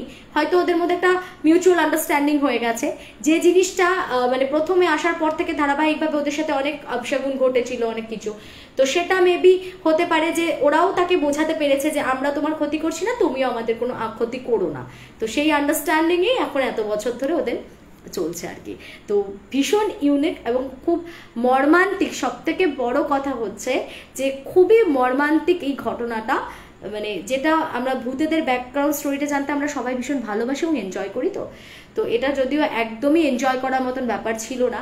মানে এটা যদি সত্যি হয়ে থাকে যে একটা 5-6 বছরের বাচ্চা মেয়ে, তার কী বা ম্যাচুরিটি, সে কী বা জানে, সে কী বা বোঝে, তো সেই বাচ্চাটার সাথে শারীরিক নির্যাতন করে তাকে পুঁতে দেওয়া হয়েছিল, এরকম যদি সত্যিই ঘটেছিল তাহলে এর থেকে মর্মান্তিক আর কি হতে পারে। রিসেন্ট মহারাজা বলে একটা সাউথ ইন্ডিয়ান মুভি বেরিয়েছে, যদি তোমরা কেউ পারো তোমরা দেখতে পারো। মহারাজা মুভিটা অসম্ভব একটা ভালো থ্রিলার, মানে আমি ওই জন্যই রেকমেন্ড করলাম যে থ্রিলার হিসেবে ভীষণ ভালো। এবং শুধু থ্রিলার নয়, মানে অবভিয়াসলি বলছি মুভিটা মানে খুব টাচি, তো অবভিয়াসলি যে কোনো মেয়েকে ওটা ভীষণভাবে হন্ট করবে, কারণ যেগুলো চোখে দেখা যায় না এতটাই নৃশংসতা মনে হয়, বাট গল্পের যে মরাল অফ দ্য স্টোরিটা সেটা খুব স্ট্রং, তো তোমরা দেখতে পারো। ওকে, আজকে আমি জানি না কেন আজকে কমেন্ট সেকশন আমি দেখতে পাচ্ছি না। তো কমেন্ট সেকশন না দেখতে পেলে আমার কাছে আর কোনো ওয়ে নেই তোমাদের সাথে গল্প করার, এক্সট্রা কোনো কথা বলার, আমাকে গল্পে চলে যেতে হবে। আমি একটু দেখি কারা জয়েন করেছে, খালি জয়েনিংগুলো অনেকের নাম দেখাচ্ছে। Pritam Marik is watching. প্রীতম আমার ছোটবেলার বন্ধু। তো ওরা হঠাৎ করে আজকে আমার ভূতের গল্প শোনার মন হয়েছে, এই না আমার কত ভাগ্য ভালো না। প্রীতম চট করে কোনোদিন দেখিনি আমার লাইভ জয়েন করে, তো আজকে আমার লাইভে এসেছে। Welcome welcome to my show. Okay, Soma Mukherjee is watching. আমাকে শুধু কয়েকটা নাম দেখাচ্ছে, নন্দিতা শ্রীমানি ইজ ওয়াচিং, তো বাস এরকমই দেখাচ্ছে। সুবর্ণা দত্ত রয় ইজ ওয়াচিং। ওকে, ঠিক আছে, যারা শুনছো তারা শুনতে থাকো। আমার কাছে আজকে তোমাদের সাথে গল্প করার জন্য আমি হেল্পলেস, কোনো অপশন নেই। তো আমি নেক্সট স্টোরিতে চলে যাচ্ছি। এবার বলবো হাইওয়ের ঘটনা। এটা প্রীতমকেই ডেডিকেট করে বলে দিই, প্রীতম কিন্তু প্রায় অনেক রাত্রেই হাইওয়ে দিয়ে গাড়ি চালিয়ে ফেরে, ঠিক আছে? তো ভালো করে শোন এই গল্পটা আর এনজয় কর। তো এই ঘটনাটা আমাকে পাঠিয়েছে মৌমিতা। মৌমিতার এক মানে বন্ধু আছে, খুব ঘনিষ্ঠ বন্ধু, তো তার দেওরের গল্প। তো তার দেওর হচ্ছে এমআর মেডিকেল রিপ্রেজেন্টেটিভ, এবং তোমরা অনেকেই জানবে যে যারা এমআর প্রোফাইলের সঙ্গে যুক্ত আছেন তাদের কিন্তু অনেক রাত্রেবেলা অনেক দূর দূর থেকে হাইওয়ে দিয়ে ফিরতে হয়, কারণ তারা যখন দূরে কোনো ডক্টরস ক্লিনিকে যায় বা সেখানে যদি ডক্টরস ভিজিট থাকে, তো ডক্টররা কি করে আগে সমস্ত পেশেন্টদেরকে কল করে নেয়, তারপরে একদম লাস্টে এমআরদেরকে কল দেয়। তো যার জন্য কি হয়, ওদের ডক্টরের সাথে ভিজিট করতে অনেকটা রাত হয়ে যায়, তারপর সেখান থেকে অনেক রাত্রেবেলা বেরিয়ে আবার বাড়ি পর্যন্ত আস্তে আস্তে ধরে নাও 11:30-12টা তো হয়েই যায়, ঠিক আছে? আমার বাইরে আবার এত কুকুর কেন চেঁচাচ্ছে? আবার কোনো নেগেটিভ এন্টিটি খুঁজ পেয়েছে নাকি? থেমে গেছে। ওকে, তো এবার যাই হোক, আমার এখন বেশি কুকুর ডাকলেও মনে হয় যে আমার আশপাশে মনে হয় কোনো নেগেটিভ এন্টিটি ঘুরে বেড়াচ্ছে, ওই জন্য হয়তো ডাকছে। যাই হোক, এবার ওই দাদাটা কি করছিল, ওই দাদাটা সেদিনকে রাত্রেবেলা দিল্লি রোডের ওপর দিয়ে আসবে, ঠিক আছে? তো ও তখন বলছে প্রায় 11:30 বাজে, 11:30 11:45 বাজে, ওরকম সময় ও ওখান থেকে ক্রস করছে। তো দাদাটা বাইকে আছে, এবার ও অনেকটা ডিস্টেন্সে আছে, সামনে যে 8টা-9টা থেকে তো তোমার ধরো হাই রোডে সব লরিগুলো ট্রাকগুলো তো ছেড়ে দেয়, তো যতগুলো পরপর ট্রাকগুলো যাচ্ছে, তো ও বাইক নিয়ে যাচ্ছে, ওর সামনে যে লরিটা বা ট্রাকটা ওটা বেশ খানিকটা ডিস্টেন্সে আছে, ঠিক আছে? তো কিছু দূর এগোনোর পর যখন মোটামুটি একটা কনসিডার্ড দূরত্বে এসেছে, যখন মানে ট্রাকটার পেছনটা দেখতে পাচ্ছে, তো ওই দাদাটা অনেকক্ষণ দূর থেকে বুঝতে পারছে যে ট্রাকের ওপরে মানে পেছনের দিকে পুরো ধরো গেটটা লাগানো আছে, তার ওপরে একটা সেই মোটা লোহার রডের বিমের মতন থাকে না, ওখানটা দিয়ে যদি ধরো একটা সাদা ওড়না মতো বাঁধা থাকে, তাহলে যেরকম একটা ওড়না ফরফর ফরফর করে উড়তে উড়তে জুড়ে আসবে, ওই যে দেখবে গাড়ির পাশে যে এরকম ব্ল্যাক ব্ল্যাক কালারের ওই ঝুনঝুনি টাইপের লাগানো থাকে না, ওগুলো যেরকম সবসময় উড়তে উড়তে উড়তে উড়তে আসে, ওরকম ধরনের তোমার একটা ওড়নার মতন কিছু লাগানো আছে হোয়াইট কালারের, এবং সেটা না হাওয়াতে এরকম পতপত করে উড়তে উড়তে উড়তে উড়তে জিনিসটা যাচ্ছে। তো দাদার অনেকটা ডিস্টেন্সে আছে, অনেকক্ষণ ধরেই দাদা জিনিসটা নোটিস করেছে বলতে আলাদাভাবে উল্লেখযোগ্য করে নোটিস করার মতন কিছু নয়, জাস্ট ট্রাকটার পেছনে আসে তো দেখতে পাচ্ছে, দূরে আছে অনেকটাই, তো দেখছে যে ওরকম ওপরে একটা সাদা রঙের ওড়না এরকম ভাবে উঠছে আর ট্রাকটা এগিয়ে যাচ্ছে। তো স্বাভাবিকভাবে দাদার স্পিডটা বেশি, তো দাদা আস্তে আস্তে চেষ্টা করবে যে ওটাকে কি করে ওভারটেক করে সামনে চলে যাবে, তো দাদা আর একটু স্পিড তুলেছে। এইবার যত উনি ওটার কাছে আসছে আস্তে আস্তে দাদা বুঝতে পারছে যে এতক্ষণ দূর থেকে যেটাকে ও ওড়না ভাবছিল, এক্স্যাক্টলি ওটা ওড়না নয়, ওটা একটা সাদা অবয়বের মতন। তো দাদা ভাবছে আমি এটা কিছু ভুল দেখছি নাকি ঠিকই দেখছি, কি দেখছি এটা আমি। তো আরো যত ক্লোজ আসছে, এবার দাদা পরিষ্কার বুঝতে পারছে যে এতক্ষণ দূর থেকে যেটা মনে হচ্ছিল একটা সাদা ওড়নার মতন কিছু ভাসছে, অ্যাকচুয়ালি ওটা কোনো ওড়না নয়। দাদা দেখছে একটা অবয়ব, একটা হোয়াইট কালারের অবয়ব, হাত দিয়ে তুমি যদি একটা রডকে এরকম করে ধরে থাকো তাহলে যেরকম হবে না, মানে এইভাবে ওই সুপারম্যানের মতন ধরো রডটাকে হাত দিয়ে শক্ত করে ধরে আছে, আর বডিটা এরকম ভাসমান ভাবে রয়েছে উড়ন্ত অবস্থাতে, সেটা ওই ট্রাকের সাথে সাথে সাথে সাথে চলেছে। এক্স্যাক্টলি ওটা একটা অবয়ব, পুরো একটা হিউম্যান বডির মতন লাগছে, হোয়াইট কালারের এবং একটু ট্রান্সপারেন্ট ধোঁয়াটে ধরনের জিনিসটা। দাদা যখন ওইটা মানে বুঝতে পেরেছে, তার আগে পর্যন্ত তো তাও একরকম লাগছিল যে ঠিক আছে ওড়না উঠছে, এবার যখন পুরো জিনিসটার একদম ক্লিয়ার ভিশনটা পেলো, যখন বুঝতে পারলো যে ওটা একটা পরিষ্কার ধোঁয়াটে অবয়বের মতন স্ট্রাকচার, ওটা কোনো ওড়না নয় বা কিছু নয়, ওটা কোনো জড় বস্তুই নয়, ওটা একটা ট্রান্সপারেন্ট কিছু, একটা ধোঁয়াটে জিনিস যেটা পুরো একটা মানুষের আকৃতির, এবং সেই জিনিসটা এরকমভাবে শক্ত করে রডটাকে ধরে আছে, বডিটা পুরো একদম শূন্যে ভাসমান অবস্থাতে আছে, আর সেটা ওই রকম উড়তে উড়তে ট্রাকটাও যাচ্ছে, ওটার সাথেও যাচ্ছে। তো দাদা বলছে মানে পেছনে থাকতেও ভয় লাগছে, এবার সামাও ওভারটেক করতেই হবে, এবার ওভারটেক করতে গেলে এদিক দিয়েই হোক বা এদিক দিয়েই হোক, যেদিক দিয়েই যাবে না কেন ওটাকে তো ক্রস করে দাদাকে বেরোতে হবে। তো দাদা জাস্ট মানে রীতিমতো চোখটা বন্ধ করতে পারলে ভালো হতো, সেটা জাস্ট কোনোভাবে দাঁতে দাঁত চেপে যত রকমের ইষ্ট দেবতার নাম আছে মনে নিয়ে সাইড দিয়ে ক্রস করছে। যখন সাইড দিয়ে ক্রস করছে, দাদা বলছে আমি পরিষ্কার বুঝতে পারলাম যখন যেই আমি সাইড দিয়ে জিনিসটা ক্রস করে গেলাম, আমার বাইকের পেছনে এসে কেউ একটা বসলো। তো এটা হয়তো মানে দাদা বলছে যে আমরা যারা বাইক রাইড মানে যারা বাইক চালায় তারা বেটার বুঝতে পারবে যে আমরা যদি সিঙ্গেল রাইড করি তাহলে সেটাও বোঝা যায়, আর পেছনে যদি তোমার বাইকের কেউ একটা বসে থাকে তাহলে সেটাও কিন্তু বোঝা যাবে। সেটা মানে আমি না বুঝতে পারলেও সেটা যারা বাইক চালায় তারা ঠিকই বুঝতে পারে।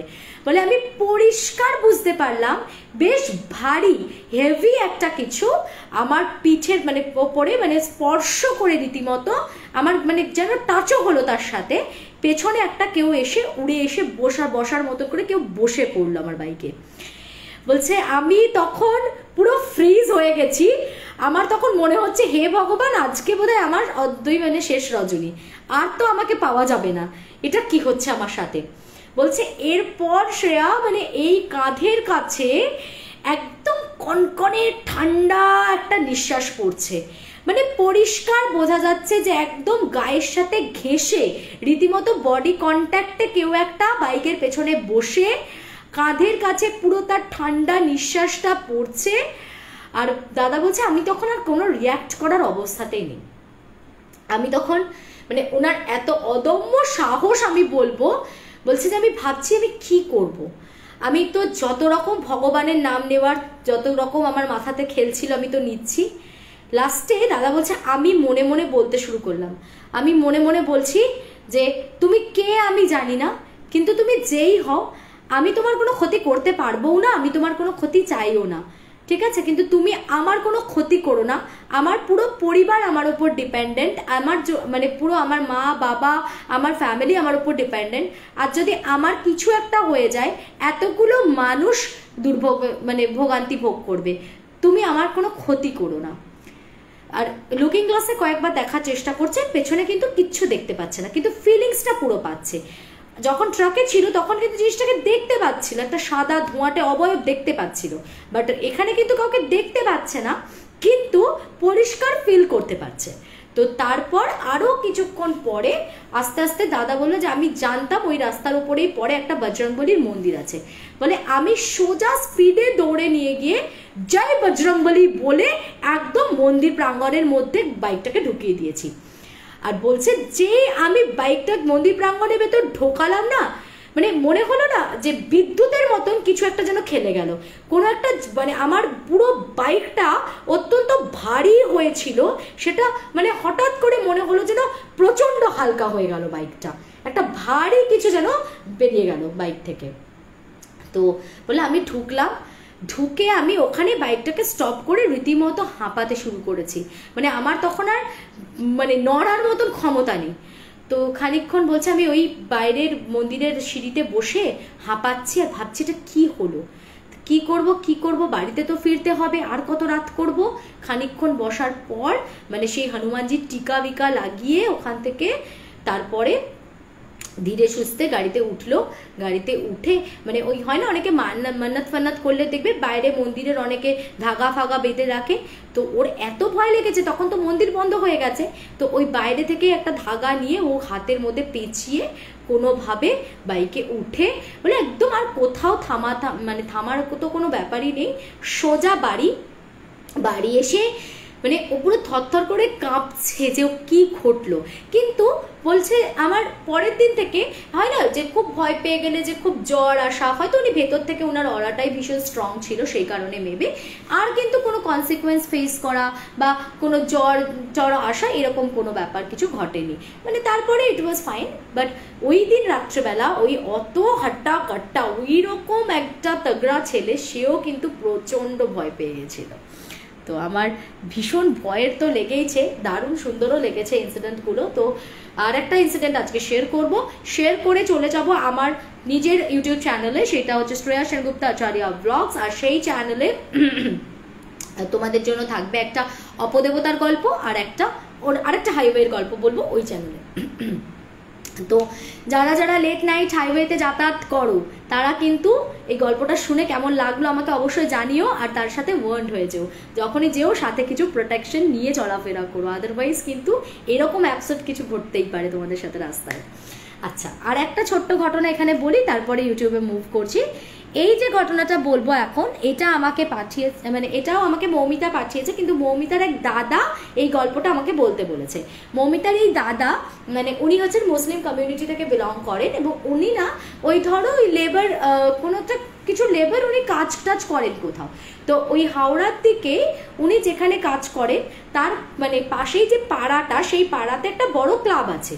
তো সেই ক্লাবের মানে ক্লাব ঘরটা তো ভালোই সুন্দর একটা বিল্ডিং আছে, তার সঙ্গে ধরো অ্যাটাচ খেলার মাঠ টাট আছে বড়। ক্লাব ঘরটার পেছনের দিকটাতে একটা বাড়ি আছে, মানে বাড়িটা ঠিক বাড়ি বলাও যায় না, একটা পরিত্যক্ত ঘর। ওই ঘরটার সাথে অ্যাটাচড একটা ছোট্ট বাথরুম মতো আছে। এককালে নাকি একজন লোক থাকতো ওখানে, একাই একটা মানুষ থাকতো, ওই ব্যাচেলার কেউ। তো সে মারা যাওয়ার পর থেকে ওই ঘরটা ওইভাবেই পড়ে থাকে, ওই ঘরটাতে আর কেউ থাকে না। তো তাই জন্য সেই মানে ঘরটা ওইরকমভাবে পড়েও থাকে। আর ক্লাব ঘরটাতেও অনেক সময় অনেক দামি জিনিসপত্র থাকে, তো কেউ যদি একটা থাকে তাহলে একটু প্রোটেক্টও করতে পারবে।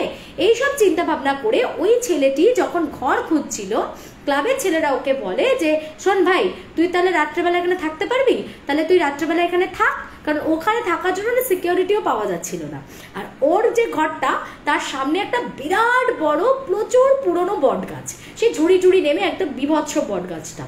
তো বলছে যে ওই ছেলেটা ওর খুব ডাকাবুকো, তার আবার তো ভয় টয় নেই। হ্যাঁ, বলছে ঠিক আছে আমি থেকে যাব, আর ওর তো সুবিধাই হলো, ও এমনিতেও লেবার, ওর তো অত টাকা দিয়ে ভাড়া করে ঘরে থাকার মতন তো কোনো এবিলিটি নেই, তো ও দেখছে ওর পোয়া বাড়ো, ভালোই হলো, তাহলে বিনা পয়সা একটা রুমও পেয়ে গেলাম, আমি তাহলে সকালবেলা লেবার যেমন আমি সেরকম কাজ করবো আমার নিজের, আর তারপরে রাত্রেবেলা এসে সিকিউরিটিরও কাজটা হয়ে যাবে, আমার বিনা পয়সা থাকারও একটা সংস্থান হয়ে যাচ্ছে, এই বেশ ভালো। বেশ, তো যথারীতি কি হলো, ওরা ওখানে মানে ওই ছেলেটি ওখানে থাকতে শুরু করলো।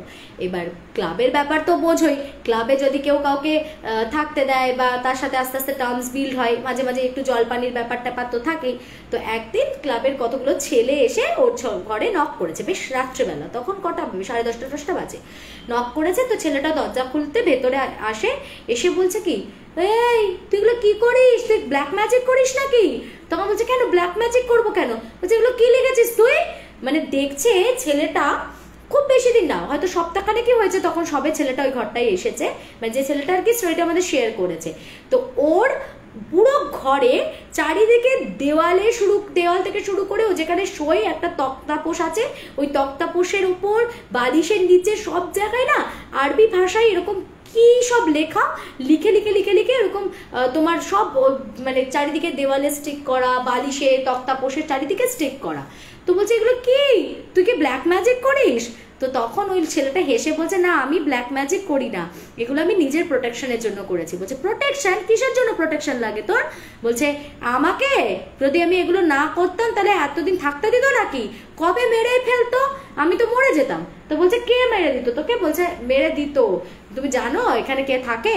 বলছে কে থাকে? বলছে দেখবে। তো ওরা বলছে দেখবো, তুই কি দেখাতেও পারবি?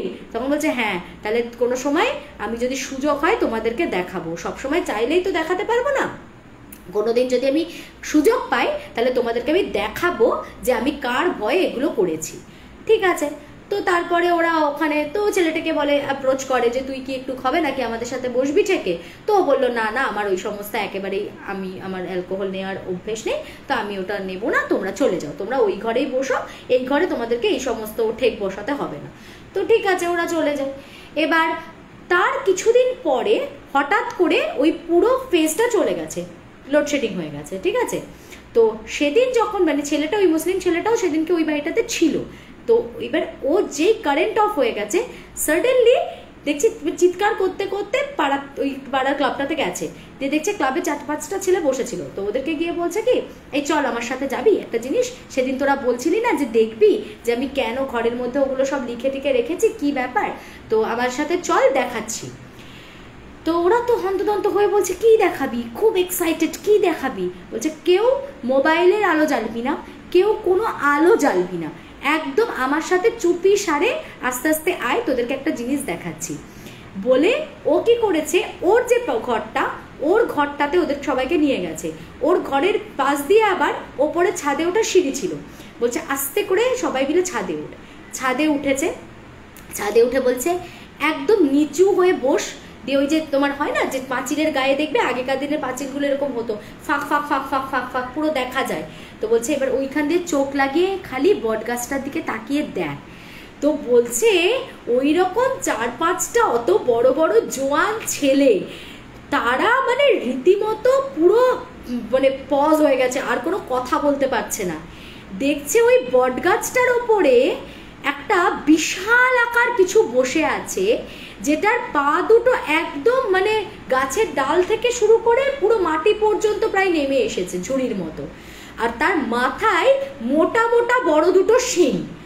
তো ওটা দেখার পর ওরা তখন চোখ চাচাই করছে, মানে বলতে চাইছে কি এটা, কি জিনিস, আর সেই জিনিসটা কি খাচ্ছে তো বোঝা যাচ্ছে না, বাট রাতের অন্ধকারে কিছু একটা ওরকম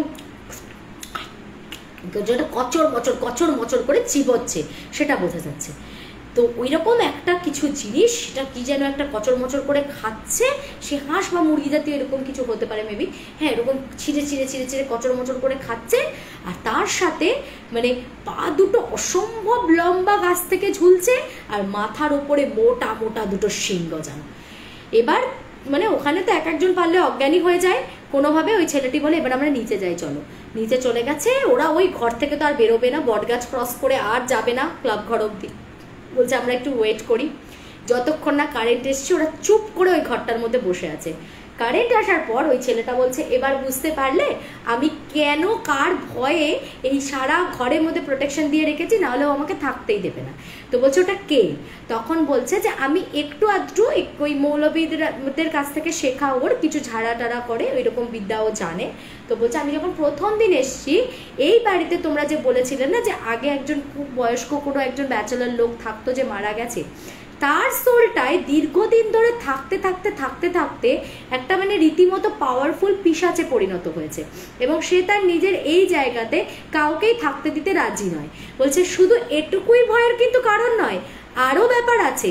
সেটা হচ্ছে তোমরা হয়তো অনেকেই না বুঝে এই বটগাছটার তলায় কখনো হয়তো হয় না, অনেকেই জায়গায় গাছের তলায় সাইড করে একটুখানি ইউরিন করে দিল বা কিছু। তো বলছে তোমরা হয়তো অনেকেই বাথরুম করে, বা হয়তো কেউ ঢিল ছুড়লো, এবার বাচ্চারা খেলার মুখে তো বুঝতে পারে না, যে কি বুঝবে, খালি চোখে তো কিছু দেখতে পায় না, তাই বুঝতেও পারে না। তো বলছে তুমি জানো এই পাড়াতে যে তোমাদের অনেকগুলো ঘটনা আছে, দেখবে যে হয়তো অকাল মৃত্যু, অ্যাক্সিডেন্টালি ডেথ হয়ে গেছে কোনো ইয়াং ছেলের, কিংবা দেখবে কোনো বাচ্চা ছেলের মানে কিছু একটা ঘটে গেছে, কিংবা সুইসাইড করেছে, এর পেছনেও কিন্তু এই গাছটার হাত আছে। অর্থাৎ তোমরা হয়তো ভেবেছো ওগুলো নর্মাল নিয়তির ফেরে হয়েছে, কিন্তু মিলিয়ে যদি দেখতে পাবে যে ধরো এই রিসেন্ট পাস্টে যে ছেলেটি সুইসাইড করেছে তোমাদের পাড়ার, সে হয়তো এখানে এসে আড্ডা মারতে গিয়ে কোনো সময় তোমাদের কারোর দৃষ্টিগোচর হয়নি, হয়তো এখানে হয়তো বাথরুম করেছিল, সেই জন্যেই কিন্তু ছেলেটার ওরকম অকাল মৃত্যু ঘটেছে। তো এই জিনিসটা অত্যন্ত মারাত্মক। ওকে কেউ মিনিমাম ডিস্টার্ব করলে, বা বিশেষ করে ওই গাছটাতে কেউ যদি নোংরা ফেলে, কেউ যদি বাথরুম করে, ও অসম্ভব রেগে যায় এবং তার প্রাণহানি ঘটে। তো তখন বললো তাহলে এখন উপায়? বলছে আরও একটা ব্যাপার হচ্ছে, যার যার মানে ওর জন্য যার যার প্রাণ গেছে, বা যারা যারা ওর জন্য মারা গেছে, তাদের সোলগুলোও কিন্তু ওর সাথে এই গাছটার মধ্যেই থাকে। সেরকমও অনেক সোল কিন্তু আছে। তখন যে বলো কি? বলছে হ্যাঁ। তো তারপর আরও কিছুদিন পর একটা ছেলে একটা ঘটনা মানে রিভিল করেছিল। সেই ছেলেটা ওই ক্লাবেরই ছেলে, বলে জানিস আমার সাথে একদিন একটা ঘটনা ঘটেছিল, এই ছেলেটি যেটা বলছে সেটা সম্পূর্ণভাবে হয়তো মিথ্যে কথা নয়। বলছে কেন? বলছে আমি ওদের পাড়াতে রমা বৌদি বলে একজন হঠাৎ করে মারা গেছিল। তো বলছে আমি একদিন এসছি, এসে এখানে সাইকেলটা পার্ক করতে গিয়ে দেখছি কি এই গাছের তলায় রমা বৌদি দাঁড়িয়ে আছে। তা আমার অত খেয়ালও নেই, মানে উনি হয়তো সেদিনই সকালে মারা গেছেন, উনি সন্ধ্যেবেলা দেখছে যে উনি দাঁড়িয়ে আছেন। তো ছেলেটা বলছে ও বৌদি তুমি এখানে? তো বলছে যে কোনো উত্তর দিল না আমাকে। তা আমার একটু চাবি দেওয়ার তাড়া ছিল, তো আমি তাড়াতাড়ি করে সাইকেলটাকে স্ট্যান্ড করে উত্তর দিচ্ছে না দেখে আমি আর না ঘাটিয়ে সোজা চলে গেছি ক্লাব ঘরে। পরে বেরিয়ে আমি শুনেছিলাম যে সেদিনই সকালবেলা নাকি মানে উনি মারা গেছেন, মানে শুনেছিল হয়তো মানে, বা হয়তো কানাঘুষো শুনেছিল কেউ একটা মারা গেছে। ওই বৌদি যে মারা গেছে সেটাও বোধহয় জানতো না, অজ্ঞাতভাবেই ও তাকে দেখতে পায়। তো তখন ও রিলেট করতে পারে যে এই ছেলেটা যে বলছে যে এই পাড়ায় যাদেরই অকাল মৃত্যু ঘটে, বা যারাই ইনসিডেন্টলি কোনো না কোনোভাবে মারা গেছে, হয় সুইসাইড করে হোক বা আকস্মিক কোনোভাবে যদি তার ডেথ হয়ে থাকে, তাহলে সেই সোলগুলো কিন্তু সব এই গাছটা এসে থাকে। তো এই পাড়ার অনেক সোলই কিন্তু এই গাছে থাকে। সত্যি সত্যি ওই রমা বৌদির সোলটাকেও কিন্তু ওই ছেলেটি দেখেছিল। তো এটা মানে ভীষণই ভয়ানক একটা অভিজ্ঞতা ওদের প্রত্যেকের হয়েছিল। এবং তারপরে ওরা বলছে যে কি করব, তাহলে কি বটগাছটা কেটে দেব? তখন ওই ছেলেটা বলে কোনো প্রয়োজনীয়তা নেই ওই গাছটা কাটার, বরং প্রয়োজন হলে তোমরা ওই গাছটা একটু ঘিরে দাও, যাতে ওর কাছে কেউ না যায়, ওইখানটাতে যদি কেউ থুতু না ফেলে, বাথরুম না করে, এই জিনিসটার থেকে প্রোটেকশন করে দাও। আদারওয়াইজ গাছটা যদি এবার কেটে দেওয়া হয়, উল্টে আরও অন্য বড় প্রবলেমও আসতে পারে। এমনও হতে পারে যে সেই জিনিসটার ওখানে মানে ওটা তো শেল্টার, সেটা নিয়ে নিলে ও হয়তো আবার মানে এখন শুধু গাছেই আছে, ওখানেই থেকে ও শান্ত। এবার ও যদি পুরো পাড়ায় বিরক্ত করতে শুরু করে দেয় তাহলে তো মুশকিল হয়ে যাবে। তো তাই জন্য ওকে আর বললো যে গাছটা কাটতে হবে না, গাছটা অ্যাজ ইট ইজই আছে। আর তার সাথে ওরা নিজের ঘরগুলো প্রোটেক্ট করে নিয়েছে, এমনকি ক্লাব ঘরটাও ওখানে একটা প্রোটেক্ট করে দিয়েছে। দিয়ে বলেছে ও ইউজুয়ালি কাউকে ক্ষতি না করলে কিছু করবে না, আর আমি যেহেতু ওর বাড়িতে আছি সেই জন্য ওর আমার উপর একটা ক্ষোভ আছে, কিন্তু তোমাদের তো যেহেতু ক্লাবে থাকো তোমরা, এমনিও কিছু করবে না। কিন্তু একবার কোথাও ভূত আছে জানার পর আর একটা মানুষ কতটা স্বাভাবিকভাবে রিয়াক্ট করতে পারে সেটা একটা বড় প্রশ্ন। তারপর থেকে আস্তে আস্তে অনেক ছেলেদেরই ক্লাবে একটু আসা যাওয়াটাও কমে যায়, একটু পুজো আচ্ছা যজ্ঞ টজ্ঞর ব্যাপারও ছিল। তো এখন ছেলেটা মোটামুটি ওই যে ছেলেটা কি স্টোরিটা পাঠিয়েছে ও ওই রুমটাতেই রয়েছে, বলে আমি কিন্তু আর কোনো প্রবলেম কিন্তু আমার হয় না রুমে, আমি যেহেতু প্রোটেকশন নিয়ে নিয়েছি হয়তো সেই কারণেও হতে পারে, বলে আমার এমনি অ্যাজ সাচ কোনো আর প্রবলেম হয় না, আমি আছি আমার মতন আছি, খালি আমি রাত্রে বাইরেও বেরোই না, আর কোনোভাবেই ওই বট গাছটাকে আমি ইরিটেট করি না, আর নিজে প্রত্যেক দিন সূরা পাঠ করে শুতে যাই, যার জন্য বললো যে আমার আর কোনো প্রবলেম হয়নি, আমি ওখানে দিব্যি ছিলাম। তো আমার দারুণ লেগেছে ইনসিডেন্টগুলো। তো আশা করি তোমাদেরও ভালো লাগলো। এবারে যাব আমার ইউটিউব চ্যানেলে, ওখানে চলো, ওখানেও তোমাদের জন্য দারুণ কিছু গল্প ওয়েট করছে, ভয়ানক কিছু গল্প ওয়েট করছে। আর তার আগে বলে দিই, আজকে আমাকে এই এত সুন্দর একটা খুব সিম্পল সোভার কোয়াজেস সেট, এটা পিওর মাসলিনের আছে, এটা আমাকে পাঠিয়েছে শ্রীময়ী নন্দী ফ্রম শ্রীময়ী কালেকশন। 87206987। এইরকম যদি তোমরা একদম সিম্পল, মানে যেটা তোমরা রেগুলার ওয়ারেও পাবে, অথচ বেশ একটু মানে গ্ল্যামারাসও হবে, একটু গর্জিয়াসও ব্যাপারটা থাকবে। তো এটা মাসলিন বা বিচিত্র সিল্কের ওপরে প্রচুর ওর কাছে কালার অপশন ডিজাইনস অ্যাভেলেবল আছে, ওর কাছে তোমরা দেখে নিতে পারো। ঠিক আছে, চলো এবার যাওয়া যাক আমার চ্যানেল শ্রেয়া সেনগুপ্তা আচার্য ব্লগসে, ওখানে মুভ করো। আর যারা আমাকে তোমরা তোমাদের লাইফের রিয়েল লাইফ স্টোরি বা ইনসিডেন্ট শেয়ার করতে চাইছো, 8240840618 এই নম্বরে যোগাযোগ করবে। 8240840618 এটা আমার নম্বর, এই নম্বরে তোমরা যোগাযোগ করবে। আমাদের এই বছরের শারদীয়া পত্রিকা এবং বৃত্তের বাইরে লঞ্চ করে গেছে, ওটা এখন এই মুহূর্তে কলেজ স্ট্রিটে অ্যাভেলেবেল রয়েছে। তাছাড়া 600 রয়েছে online price, including delivery charges, extra করে কোনো চার্জ লাগছে না, free shipping all over India যাচ্ছে। 600 রয়েছে বইটার প্রিন্টিং প্রাইস। তো তোমরা চাইলে তোমরা ডেফিনেটলি সেটা আমাদের থেকে অনলাইনেও কালেক্ট করে নিতে পারো। টোটাল বোধহয় 105টা গল্প আছে এবছরে, টোটাল 105টা গল্প আছে, প্রত্যেকটাই হাড় কাঁপানো ভূতের গল্প, উপন্যাস। তো যারা এখনো ভাবছো যে শারদীয়া পত্রিকা এবারে নিতেই হবে, আর ভূতের ভৌতিক পত্রিকা হলে তো আরোই মজা, তো তারা এবং বৃত্তের বাইরের জন্য আমাকে যোগাযোগ করতে পারো। 8240840618। এবারে চলো আমরা যাব হচ্ছে আমার চ্যানেল শ্রেয়া সেনগুপ্তা আচার্য ব্লগসে ইউটিউবে। ওকে।